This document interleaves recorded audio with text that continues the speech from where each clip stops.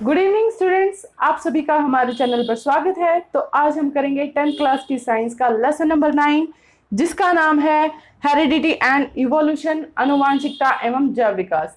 ये इस लेसन का पार्ट नंबर 2 है। इससे पहले मैं आपको पार्ट नंबर 1 करवा चुकी हूँ, जिसकी वीडियो का लिंक आपको आई बटन पर मिल जाएगा या इस वीडियो के डिस्क्रिप्शन में भी हमने दूसरी वीडियोस के लिंक को शेयर किया है, जहां जाकर आप हमारी वीडियोस को देख सकते हैं।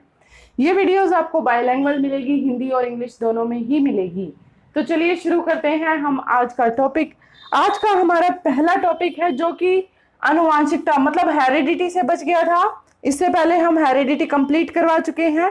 हेरिडिटी का ये लास्ट टॉपिक है सेक्स डिटर्मिनेशन, मतलब लिंग निर्धारण। लिंग निर्धारण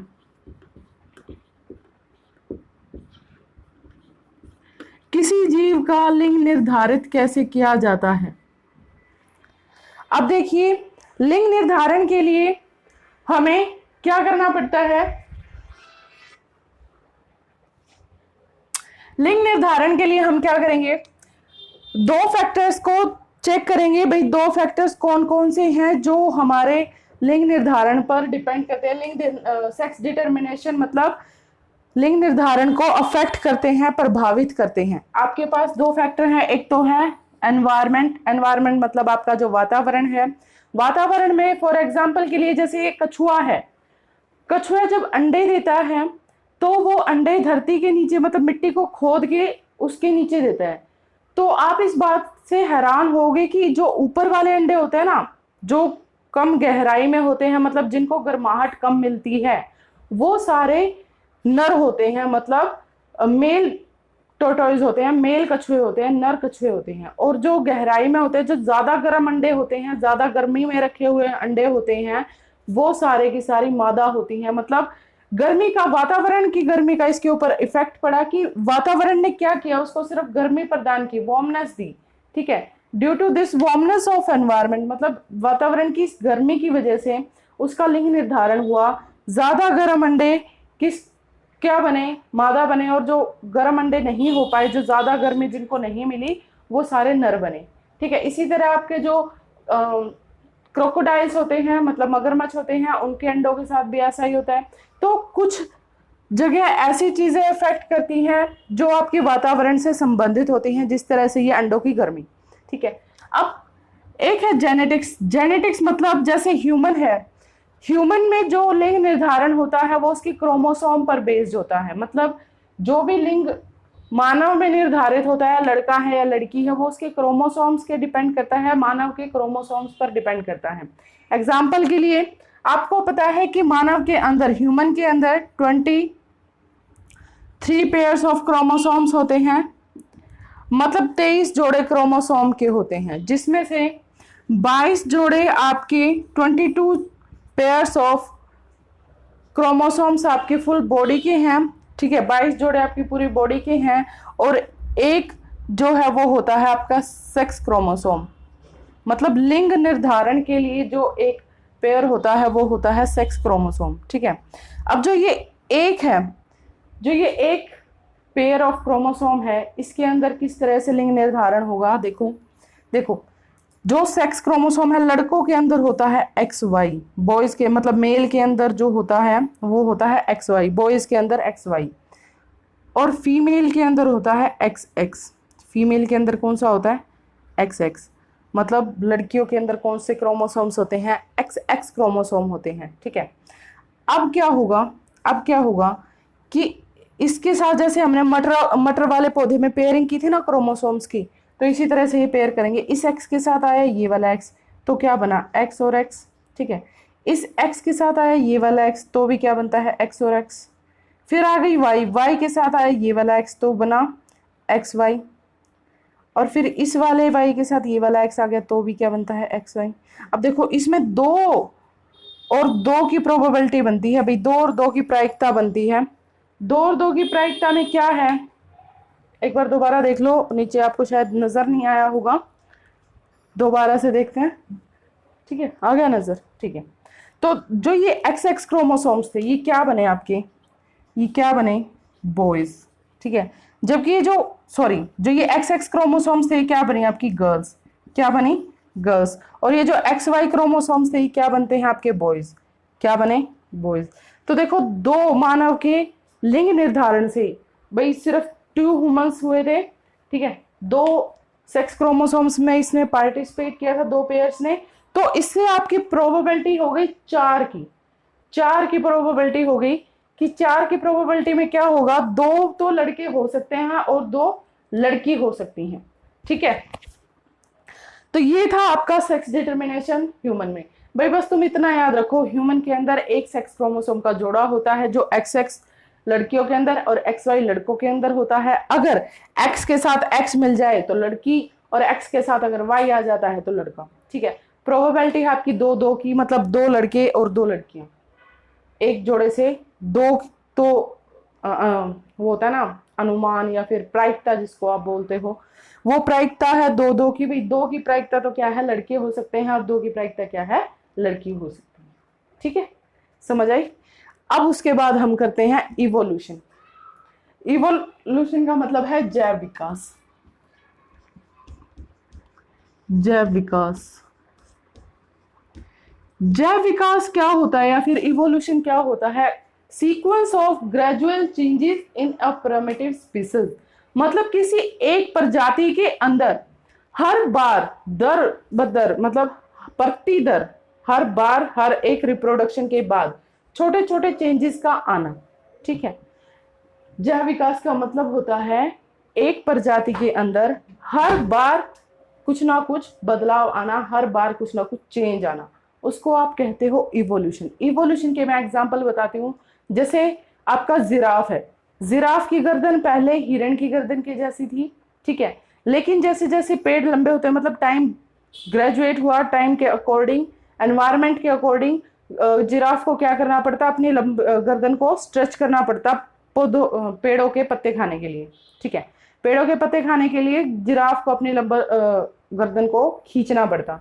तो जब अगली बार जिराफ जो बच्चा पैदा करता ना, तो उस बच्चे की गर्दन ऑटोमेटिक लंबी होती। क्यों? क्योंकि उसने अपना, जिराफ ने गर्दन खींचने के लिए पूरा एफर्ट लगाया था, पूरा उसको एनवायरनमेंट की जरूरत थी, जिसकी वजह से जो नई जिराफ आई है, जो छोटा बेबी जिराफ आया, उसकी गर्दन में थोड़ा सा बदलाव आया, क्या, लंबेपन का, ठीक है। ये जो लंबाई का जो बदलाव आया, दर बदर बढ़ता चला गया, और अब जिराफ की गर्दन बहुत ज्यादा लंबी है, ठीक है। दूसरा एग्जाम्पल होमोसेपियंस का ले लेते हैं, इंसानों का ले लेते हैं। इंसान हमें पहले पता है भाई बंदर के रूप में थे, है ना, बंदर के रूप में थे। तो बंदर के रूप में तो आपको ये भी पता है कि कितने सारे अलग अलग चीजें थी हमारे शरीर में, बहुत बड़े बड़े हमारे शरीर में हर जगह बाल आना, पूंछ का होना, हमारा झुककर चलना, और भी बहुत सारे ऐसी चेंजेस थी, जैसे ये जो मुंह का जबड़े वाला पार्ट है वो बड़ा होना, सर छोटा होना, इस टाइप से आपकी बहुत सारी ऐसी चीजें थी जो आपके शरीर में बदली गई हैं। आप देखो, हमें पता है भाई हमारे पूर्वज बंदर थे, ये सभी बोलते हैं भाई हमारे पूर्वज बंदर थे। तो बंदर क्यों थे? क्योंकि हम उन्हीं का एक ट्रांसफर रूप है भाई, उन्होंने अपने शरीर के अंदर जैव विकास किया। जैव विकास कैसे? जैसे उनको जब आग जलानी आ गई या फिर कपड़े पहनने आ गए तो हमारे बाल खत्म हो गए। जब उन्होंने धीरे धीरे खड़ा होना सीखा, तो खड़ा होने की वजह से, मतलब उन्होंने 2 पैरों पर चलना सीख लिया, हाथों का जो काम है वो बंद कर दिया। तो पहले हाथ भी पैरों से भी ज्यादा बड़े होते थे, हाथों के सहारे हम चलते थे, झुककर हमें चलना पड़ता था। बंदर जो थे झुककर चलते थे, जिसकी वजह से कमर बैंड थी। अब हम जो बंदर थे वो 2 पैरों पर चलना शुरू हो गए, तो हमारे हाथ छोटे हो गए, हमारी कमर सीधी हो गई, ठीक है। पूंछ का इस्तेमाल वो अपने शरीर का संतुलन बनाने के लिए करते थे, लेकिन अब संतुलन 2 पैरों पर बनने लग गया तो पूंछ खत्म हो गई। इस टाइप से जो बदलाव हुए वो दर बदर हुए, पीढ़ी दर पीढ़ी हुए। मतलब मान लो कि एक बंदर था पूरा यूं का यूं बिल्कुल बंदर जैसा, लेकिन अगला जो बेबी आया उसके अंदर थोड़े बहुत चेंज आए, फिर उसका जो बेबी होगा फिर उसके अंदर बदलाव होंगे। मतलब इस तरह बदल बदल के बिल्कुल अलग से ही स्पीसीज बन जाती है, ठीक है। तो ये तो थे आपके इवोल्यूशन के एग्जाम्पल। अब हम बताते हैं कि जो इवोल्यूशन है वो सिचुएशंस पर डिपेंड करता है, मतलब कुछ परिस्थितियों पर निर्भर करता है। वो परिस्थितियां आपकी किस तरीके की हो सकती हैं, इसके लिए एक एग्जाम्पल के थ्रू हम परिस्थितियों को देखेंगे। सबसे पहले देखिए सिचुएशन नंबर फर्स्ट, एग्जाम्पल के थ्रू मैंने लिया है। सिचुएशन नंबर फर्स्ट में मैंने इसमें रेड बीटल्स का, मतलब लाल जो भ्रंग होते हैं, लाल जो कीड़े होते हैं वो लिए हैं। उड़ने वाले कीड़े होते हैं ना, वो कॉकरोच जैसे, ठीक है वो। तो जो इसके अंदर लाल रंग की थी वो, तो लाल रंग ने जब इन बीटल्स ने जब रिप्रोडक्शन किया, इन बीटल्स ने जब क्या किया, रिप्रोडक्शन किया, तो रिप्रोडक्शन के दौरान इनमें एक बदलाव आया वातावरण की वजह से, पत्तियों पे रहने की वजह से इनके अंदर एक बदलाव आया। बदलाव क्या हुआ कि सभी तो लाल थे, लेकिन एक उसमें से जो बीटल था वो क्या था, हरे रंग का था। एक बीटल हरे रंग का हुआ, ठीक है। सारे लाल रंग के बीटल हुए, लेकिन एक बीटल क्या हुआ, हरे रंग का हुआ। तो आगे अब इसने भी रिप्रोडक्शन शुरू कर दिया और इसने भी रिप्रोडक्शन शुरू कर दिया, ठीक है। नए जीव आते हैं तो वो रिप्रोड्यूस तो करेंगे। तो लाल रंग का जब रिप्रोडक्शन हुआ तो यहाँ लाल रंग के बीटल तो हुए, लेकिन उनको कौन खा गया, कौवा खा गया। क्यों? क्योंकि वो पत्तियों से अलग से ही दिख जाते थे, कौवे को दिख गए और कौवे ने उसको खा लिया, ठीक है। लेकिन ग्रीन कलर वाले के साथ देखो, हरे रंग वाले बीटल के साथ देखो क्या हुआ, जब इन्होंने रिप्रोडक्शन किया तो सारे ग्रीन तो हुए, लेकिन पत्तों के अंदर छुप गए। क्यों? क्योंकि वो खुद भी हरे थे और पत्ते भी हरे थे। तो इनको क्या हुआ, एडवांटेज मिली। इनको क्या मिली, एडवांटेज मिली। किस चीज की एडवांटेज मिली, इनके एनवायरमेंट की एडवांटेज मिली, इनकी सिचुएशन की एडवांटेज मिली, ठीक है। तो यहाँ इस एडवांटेज की वजह से सभी के सभी क्या रह गए, सेफ रह गए। लेकिन जितने भी कौवे को लाल बीटल्स दिखे वहां पे, कौवे ने सारे खा लिए, तो लाल बीटल्स यहाँ खत्म हुए। अब देखो लाल बीटल्स की जो प्रजाति थी वो किस में बदल गई, सारी हरे में बदल गई। भाई लाल बीटल तो सारे खत्म ही हो गए, लाल बीटल तो अब हो ही नहीं सकता।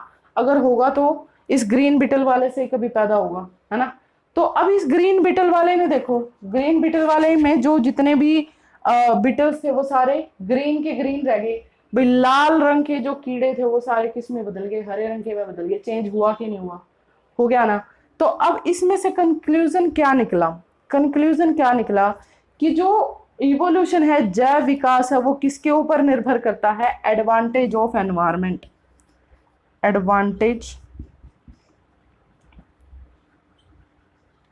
ऑफ एनवायरमेंट, एनवायरमेंट की एडवांटेज पर ये निर्भर करता है। मतलब वातावरण की एडवांटेज पर निर्भर करता है, वातावरण की जो हेल्प हुई है, वातावरण की जो सहायता मिली है, उसकी सहायता से इवोल्यूशन या जैव विकास निर्भर करता है, ठीक है।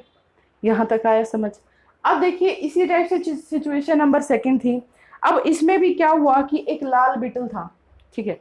लाल बीटल ने रिप्रोडक्शन किया, देखो सारे के सारे लाल है, लेकिन एक कैसा है, हरा नीले रंग का है, एक ऐसा हो गया नीले रंग का। भाई यहाँ तो एडवांटेज मिल गई उसको, थी हर मतलब हरे रंग का था तो उसको एडवांटेज मिल गई थी। लेकिन अब की बार सिचुएशन नंबर 2 में क्या हुआ कि वो ना तो हरे रंग का था ना लाल रंग का, वो नीले रंग का हो गया। अब नीले रंग का भी अलग से दिख जाएगा, लाल रंग का भी अलग से दिख जाएगा, है ना। तो उन्होंने आगे अपना रिप्रोडक्शन किया। रिप्रोडक्शन में देखो क्या हुआ, थोड़े से लाल हो गए, थोड़े से नीले हो गए, ठीक है। तो उस टाइम कौवा आया, जो पहले वाला कौवा था वही आ गया, उसने खाने शुरू कर दिए। अब जो लाल रंग के कीड़े थे वो भी पत्तों पे अलग से दिखते और नीले वाले थे वो भी अलग से दिखने लग जाते।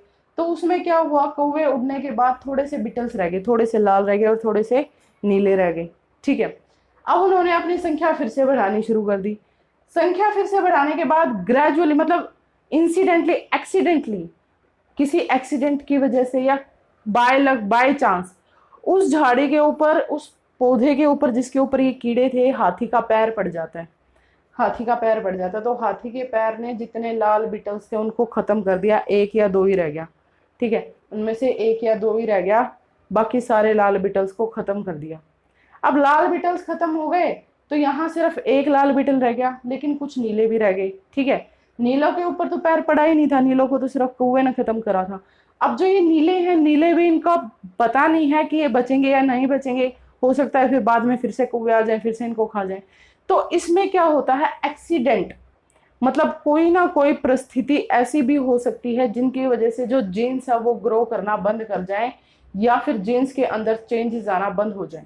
एग्जाम्पल ये है, भाई यहाँ एक्सीडेंट हुआ 2 बार, एक बार तो कौवे ने खा लिया, कौवे ने तो यहाँ भी खाया था, तो इसकी वजह से तो पूरी प्रजाति खत्म हो गई थी।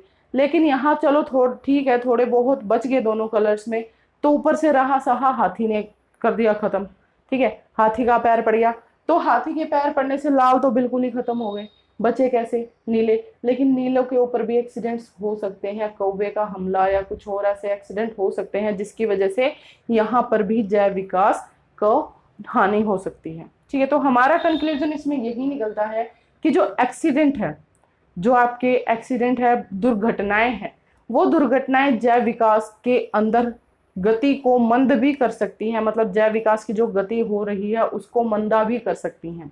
फॉर एग्जाम्पल ह्यूमंस में ही देख लीजिए, ह्यूमंस में सपोज दोनों माता पिता क्या है, काले हैं, लेकिन उनका जो सन है वो गोरा चिट्टा है। ठीक है, भगवान ना करे कि उस गोरे रंग के जो चिट्टा बेटा था उनका, उसको कुछ हो जाए, तो अब क्या हुआ? चेंज तो खत्म हो गया वहीं की वहीं। ठीक है, वो गोरा जो बेटा था वो खत्म हो गया, जिसकी वजह से क्या हुआ? जैव विकास आगे मंदा पड़ गया, जैव विकास आगे मंदा पड़ गया। भाई दूसरा जो भाई है उसके जो बच्चे हैं, हो सकता है वो गोरे हों या ना हो, इससे कोई फर्क नहीं पड़ता। ठीक है, लेकिन जो एकदम से चेंज आया था वो चेंज ही अगर खत्म हो गया तो आपका जो जैव विकास है वो भी क्या हुआ? मंदा पड़ गया। तो ये कुछ ऐसे फैक्टर्स थे जिनकी वजह से आपके जैव विकास के ऊपर बहुत ही ज्यादा नुकसान भी हो सकता है और बहुत ही ज्यादा उसको फायदा भी हो सकता है। अब चलते हैं इनके अगले वाले टॉपिक पर। अब हमें पता करना है कि जैव विकास और किस तरह से अपने आप को कन्वर्ट कर सकता है, या जैव विकास किस तरह से और किस चीजों पर निर्भर करता है। तो अब देखते हैं हमारे बीटल्स की सिचुएशन नंबर 3। सिचुएशन नंबर 3 में एक और आफत आ जाती है इन पर। इस बार क्या होता है, जिस पौधे के ऊपर वो रह रहे थे, बीटल्स जिस पौधे के ऊपर रहते थे उस पौधे के अंदर बीमारी आ जाती है, मतलब पौधे के अंदर कुछ ना कुछ प्रॉब्लम आ जाती है जिसकी वजह से पत्ते सारे झड़ जाते हैं। ठीक है, होता है ना भी, पेड़ सूख जाता है, पौधे झाड़ियां हैं, सारे पत्ते खराब हो जाते हैं बीमारी की वजह से, या कुछ इसी तरह की जो इसमें बीमारी आ गई। अब क्या हुआ, इसके ऊपर सारे पत्ते खत्म हो गए, इस पौधे के अंदर क्या हुआ, पत्ते खत्म हो गए, थोड़े थोड़े ही रह गए। ठीक है, तो इन थोड़े थोड़े पौधों के ऊपर ये जो पत्ते बचे थे, इन पत्तों के ऊपर जो बीटल्स होंगे वो साइज में पहले से छोटे हो जाएंगे। ठीक है, साइज में इनकी बजाय पहले से छोटे हो जाएंगे। क्यों? क्योंकि देखो यहाँ पर बीटल्स के पास खाने के लिए बहुत सारे पत्ते थे। ठीक है, कीड़ों के पास खाने के लिए बहुत सारे पत्ते थे, लेकिन जब उनके पास खाना ही नहीं रहा, खाना ना मिलने की वजह से उनका शरीर दुबला पतला हो गया, साइज में गड़बड़ आ गई। साइज में क्या आ गई? गड़बड़ आ गई। भाई ये छोटे साइज में होने लगे। ठीक है, छोटे साइज में हो गए। अब उसके बाद फिर क्या होता है, पौधे की जो बीमारी है वो ठीक हो जाती है और पौधा फिर से हरा भरा हो जाता है। तो जो ये छोटे छोटे बीटल्स थे ये साइज में क्या करने लग जाते हैं भाई, बड़े बड़े होने लग जाते हैं। ठीक है, ये साइज में क्या होने लग जाता है, फिर से बड़े बड़े होने लग जाते हैं। तो इस सिचुएशन के अंदर एनवायरमेंट एक्सीडेंट की वजह से, एनवायरमेंटल एक्सीडेंट की वजह से, मतलब प्राकृतिक दुर्घटना की वजह से इनके आकार में बदलाव आता है, इनके आकार में बदलाव आता है, लेकिन इनके जीन्स के अंदर कोई बदलाव नहीं आ पाता। मतलब इसके दौरान जो ये पूरा प्रोसीजर चला, भाई इन बीटल्स के बच्चे ऐसे छोटे छोटे हुए, तो इन छोटे छोटे बीटल्स के जो आगे बच्चे होंगे वो खाना पूरा मिलने की वजह से बड़े बड़े हो जाएंगे। ठीक है, तो जो ये साइज था ये चेंज नहीं हो पाया, मतलब इसके अंदर और कोई चेंज नहीं आ पाया। रंग का परिवर्तन है, रूप का परिवर्तन है, और कोई परिवर्तन है, उस तरह का और कोई परिवर्तन नहीं हुआ, इसमें इवोल्यूशन नहीं हो पाया। ठीक है, इवोल्यूशन क्यों नहीं हो पाया? क्योंकि इनके शरीर को इतना टाइम मिला ही नहीं, इतनी एनर्जी मिली ही नहीं, या इतना पोषण नहीं मिला कि ये अपने आप के अंदर क्या करे, चेंज कर सके, अपने जीन्स को क्या कर सके, बदलने की कोशिश कर सके। ठीक है, इनको एनर्जी मिली इतनी ही कि ये बस जिंदा रह सके। ठीक है ना, तो इस प्राकृतिक दुर्घटना की वजह से इनके अंदर कोई जेनेटिक चेंज नहीं है, कोई भी आनुवांशिक जो बदलाव है वो नहीं है, no genetic change.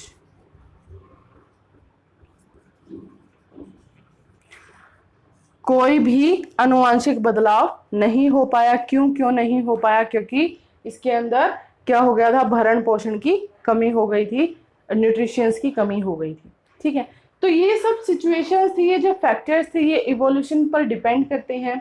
Evolution in पर डिपेंड करता है एक्चुअली कि कौन सी सिचुएशन होगी प्रकृति की जिससे कि हमारे अंदर आने वाले बदलाव हमें विकास की ओर ले जाएंगे। ठीक है, हो सकता है कि हमारे जो एनवायरनमेंट है वो इतनी बुरी स्थिति में हो कि जो हमारा विकास हुआ है, हमारा जो डेवलपमेंट हुआ है उससे भी नीचे चला जाए। ठीक है, उससे भी नीचे चला जाए। फॉर एग्जाम्पल के लिए जैसे तुमने भोपाल गैस त्रासदी के बारे में सुना होगा। भोपाल के अंदर जो गैस एक्सीडेंट हुआ था, केमिकल फैक्ट्री के अंदर जो गैस लीकेज हुआ था, उसमें क्या हुआ था, उसमें आने वाली जो पीढ़ियां थी उन बच्चों में भी कमी होती थी। कोई पैर से अपंग होता था, किसी का हाथ अपंग होता था, किसी का मतलब मुंह अपंगता की टाइप में होता था। तो आने वाली जो पीढ़ियां थी ना उसमें भी गिरावट आई थी। तो ऐसे प्राकृतिक चीजें, ऐसे प्राकृतिक एक्सीडेंट्स, ऐसी प्राकृतिक दुर्घटनाएं हमें विकास से नीचे भी ला सकती हैं और जो हमारा जैव विकास है वो प्रकृति की वजह से ऊपर भी आ सकता है। ठीक है, तो जो आपका जो जैव विकास है वो पूरा का पूरा प्रकृति पर निर्भर करता है। अब देखिए हमारे पास ऐसे कौन से लक्षण हैं जो जैव विकास द्वारा हम तक आ सकते हैं और कुछ गुण ऐसे भी होते हैं जो हमारे अंदर नहीं आ सकते। तो आपके पास ऐसे दो तरह के गुण होते हैं, एक होता है एक्वायर्ड ट्रेट, दूसरा है इनहेरिटेड ट्रेट। एक्वायर्ड ट्रेट मतलब उपार्जित लक्षण। उपार्जित लक्षण ऐसे लक्षण होते हैं, उपार्जित लक्षण ऐसे लक्षण होते हैं, उपार्जित लक्षण, ये लक्षण वे हैं जो हम अपने जीवन काल में अपने शरीर के अंदर लाते हैं। फॉर एग्जाम्पल एक टीचर है, टीचर अपने नॉलेज में इंक्रीमेंट करता है। ठीक है, अपने ज्ञान में बढ़ोतरी करता है। बॉडी मसल मतलब जो बॉडी बिल्डर्स हैं वो अपने बॉडी की मसल्स में चेंजेस करते हैं, अपने बॉडी के अंदर चेंजेस लाते हैं। बट उनकी जो आने वाली पीढ़ी है, उनके जो बेबीज हैं, उनकी जो संतान है, क्या उनके अंदर वो नॉलेज आ सकती है? क्या उनके अंदर वो बॉडी बिल्डिंग आ सकती है? नहीं। ठीक है, वो सिर्फ हमारे अंदर ही होगी, हमारे आने वाली संतान में वो नहीं हो सकती। क्यों? क्योंकि वो हमने अपने खुद ब खुद निर्धारित किया, भाई खुद ब खुद उनको आगे बढ़ाया है। ठीक है, वो विकास हमने खुद के शरीर में अपने आप से किया है, हमारा जेनेटिक नहीं है, जीन्स के द्वारा वो विकास नहीं लाया गया। ठीक है ना, जिसकी वजह से इसके अंदर जो स्पेशल कंडीशंस हैं, ये स्पेशल कंडीशंस अप्लाई होती हैं। ठीक है, स्पेशल कंडीशन जैसे अभी मैंने बताया टीचर से अपनी नॉलेज में इंक्रीमेंट करता है, तो स्पेशल कंडीशन ही थी। टीचर के पास एक स्पेशल कंडीशन ही तो थी जिसकी वजह से उसने अपनी नॉलेज को इंक्रीज किया, स्टडी की है, मेहनत की है। ठीक है, या फिर एक बॉडी बिल्डर जो है आपका, जो बॉक्सर वगैरह हैं, फाइटर्स हैं, ये सब क्या करते हैं, जिम के अंदर मेहनत ही तो करते हैं, फिजिकल मेहनत करते हैं। ठीक है, कोई मेंटली के अंदर अपनी एबिलिटी को इंक्रीज करता है, कोई अपनी फिजिकली एबिलिटी को इंक्रीज करता है। तो वो सब इंक्रीज किसके अंदर किए जाते हैं? एक स्पेशल कंडीशन के अंदर किए जाते हैं। ठीक है ना, अब इसके अंदर no transferred in progeny. No transferred in progeny का मतलब है कि आगे आने वाली संतान के अंदर हमारे ये लक्षण नहीं जा सकते, आगे आने वाले संतान के अंदर हमारे उपार्जित लक्षण नहीं जा सकते। वही बात टीचर को, अगर मान लो साइंस का टीचर है तो उसका जरूरी थोड़ी उसका सन पैदा होते ही साइंस का टीचर बन जाएगा।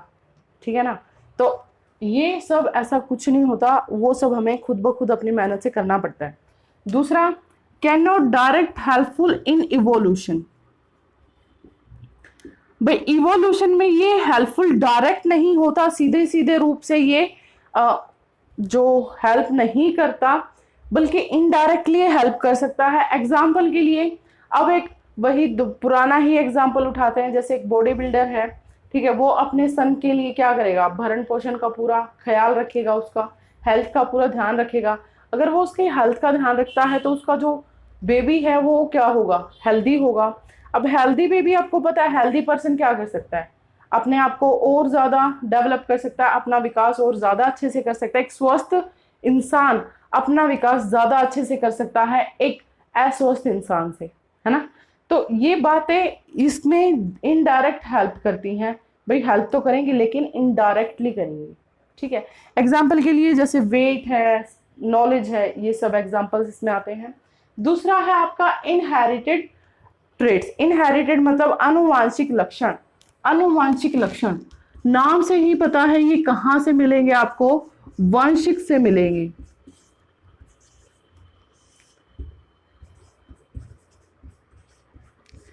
कहां से मिलेंगे, वंश से मिलेंगे, मतलब आपके पेरेंट्स से मिलेंगे, आपके ग्रैंड पेरेंट्स से मिलेंगे, आपके माता पिता से, आपके दादा दादी जी से। ठीक है। Pass from one generation to another generation, एक पीढ़ी से दूसरी पीढ़ी के अंदर ट्रांसफर होते हैं, पास किए जाते हैं। दूसरा, they get transfer to the progeny, मतलब वो लक्षण जो हमें हमारे माता पिता से मिले हैं और उनको हम अब अपनी संतान को भी दे सकते हैं। ठीक है। वो लक्षण जो हमें हमारे माता पिता से तो मिले हैं, लेकिन साथ में हम उन्हें दे भी किसको रहे हैं, अपने संतान को आगे पास कर रहे हैं। They are helpful in evolution, evolution के लिए हेल्पफुल है। फॉर एग्जाम्पल के लिए मैंने अभी बताया कि भाई बंदर से हम इंसान बने हैं। ठीक है। तो बंदर से ऐसा तो है नहीं कि भाई एकदम से बंदर से सीधा इंसान पैदा हुआ होगा, ऐसा तो हो नहीं सकता। थोड़े थोड़े लक्षण जिसकी वजह से हम आज ऐसे बने हैं इंसान के रूप में, है ना। तो ये सब किस में हेल्प करता है, डायरेक्ट हेल्प करता है इवोल्यूशन के अंदर, जैव विकास के अंदर इसका बहुत बड़ा योगदान माना जाता है। ठीक है। एग्जाम्पल के लिए जैसे स्किन है, आपका स्किन कलर, रूप रंग आपका, ठीक है, आपका बॉडी में चेंजेस आना, शारीरिक बदलाव आने आपके, ये सब कैसे हैं, आपके आनुवांशिक लक्षण हैं। ठीक है। अब उसके बाद हम देखते हैं जो लक्षण है वो एक पीढ़ी से दूसरी पीढ़ी के अंदर ट्रांसफर किस किस तरीके से किए जाते हैं। ठीक है।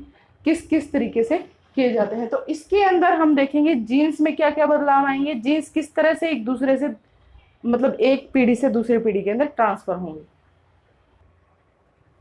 अब उसके बाद देखिए वे तरीके जिनके द्वारा कोई भी इवोल्यूशन होता है, मतलब किसी भी जीव के अंदर विकास होता है। तो सबसे पहले है आपका जीन्स फ्लो, मतलब आपके जीन्स एक वंश से दूसरे वंश में कैसे आते हैं। एग्जाम्पल के तौर पे आपके पास है ए और बी। ए है आपके फादर और बी है मदर। ठीक है। इनका जो बेबी था वो था सी एक बॉय था, तो उसकी शादी करवा दी डी से।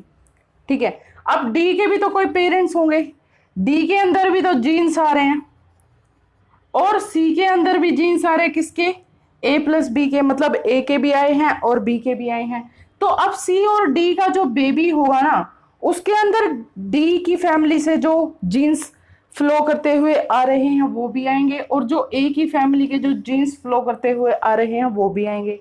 ठीक है। मतलब क्या है कि जो मम्मी वाली फैमिली है, मम्मी की जो फैमिली के गुण है वो भी आएंगे, और जो पापा से फैमिली मिली है, पापा की फैमिली के जो गुण है वो भी आते चले जाएंगे। ठीक है। दोनों फैमिलीज के गुणों का फ्लो हो रहा है। तो अब फैमिलीज अलग अलग हैं, तो सिंपल सी बात है उनके जीन्स भी अलग अलग होंगे। जीन्स अलग अलग होंगे तो सेम तो हो नहीं सकता, अगली जो संतान आएगी उसके अंदर कुछ ना कुछ इवोल्यूशन तो होगा ही होगा, या तो जैव विकास होगा, मतलब कुछ ना कुछ बदलाव तो होगा ही होगा। ठीक है। तो ये था आपका जीन्स फ्लो, मतलब जीन्स का एक पीढ़ी से दूसरी पीढ़ी के अंदर फ्लो होना। उसके बाद है आपका जेनेटिक ड्रिफ्ट। जेनेटिक ड्रिफ्ट के अंदर क्या होता है, अचानक से क्रोमोसोम्स की बारंबारता की वजह से नई स्पीसीज का उत्पन्न होता है। ठीक है। अचानक से क्रोमोसोम्स की बारंबारता की वजह से नई स्पीसीज का उत्पन्न होता है। एग्जाम्पल के तौर पर मान लो जेड कोई एक स्पीसीज थी। ठीक है। इसके दो बेबी आए, Z1 Z2। ठीक है। अब सपोज बीच में आ गया आपका एनवायरमेंटल बैरियर या फिर ज्योग्राफिकल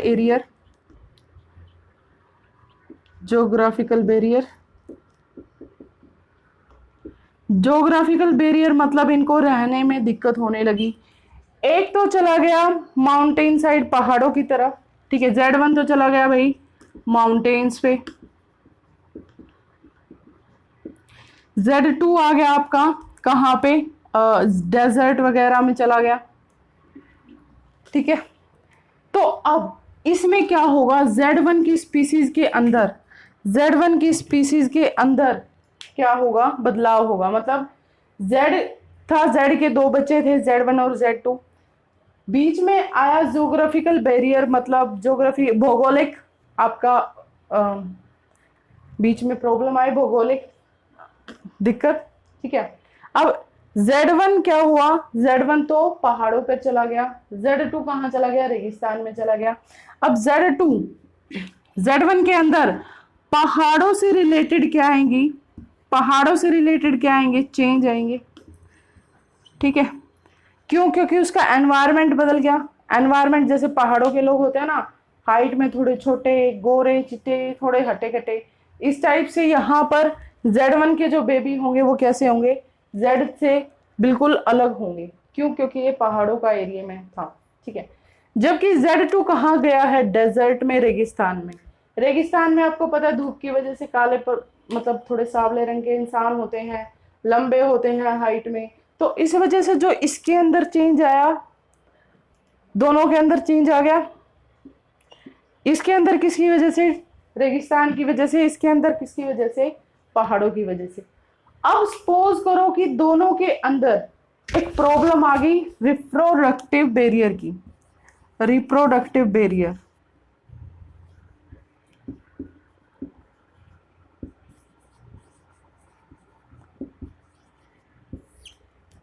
रिप्रोडक्टिव बैरियर का मतलब है जनन के अंदर कमी, ठीक है। दोनों में जनन के रिलेटेड, जनन की जो कमी है उनका सामना करना पड़ा। अब जनन की कमी Z2 और Z1 दोनों में थी, ठीक है ना, तो Z1 भी यहीं खत्म, Z2 भी यहीं खत्म, तो क्या इंसान खत्म हो गए, नहीं। यहां पर क्या शुरू हुई, अब न्यू स्पीसीज, क्या शुरू होगी, न्यू स्पीसीज, दोनों ही तरफ। इनकी रिप्रोडक्टिव बैरियर की वजह से, जनन की कमी की वजह से इनका जो जनन क्षमता है, इवोल्यूशन है, वो यहीं खत्म हो गया। और यहाँ पर Z की बजाय क्या आई, नई स्पीसीज आई, ठीक है। नई स्पीसीज मतलब नई जो आपकी संतति है, नई तरह की जो प्राणी है वो आई। एग्जाम्पल के तौर पे, इसमें कॉमन एग्जाम्पल से हम समझते हैं, एक घर है, उस घर में एक आदमी रहता था, वो भी कहीं से आया था, ठीक है, अपने माता पिता को छोड़कर। तो उसके बाद उसका जो बेटा हुआ वो भी उसी घर में रहेगा, ठीक है ना, उसका जो बेटा होगा वो भी उसी घर में रहेगा। मान लो कि उसके बेटे की कोई नहीं थी संतति, मतलब नहीं थी औलाद, नहीं थी कोई संतान, तो अब क्या होगा, उस घर में अब कौन रहेगा, कोई बाहर वाला ही, जिसको वो बेचेगा या जिसके पास वो घर अब जाएगा वही रहेगा। उस फैमिली, वो फैमिली तो वहीं की वहीं स्टॉप हो गई ना। तो ये सब क्या होता है, आपका जेनेटिक ड्रिफ्ट। भाई जीन्स की बारंबारता की वजह से, जीन्स की आपकी प्रोबेबिलिटी की वजह से सडनली न्यू स्पीसीज का आपके पास उद्गम होता है, नई प्रजाति एकदम से बनती है, इसको आप बोलते हो जेनेटिक ड्रिफ्ट, ठीक है। अब उसके बाद देखो नेचुरल सिलेक्शन। नेचुरल सिलेक्शन जैसे मैंने आपको बीटल वाले केस में करवाया था कि लाल रंग का बीटल था, उसके अंदर एक हरे रंग का बीटल आ गया, पैदा हो गया।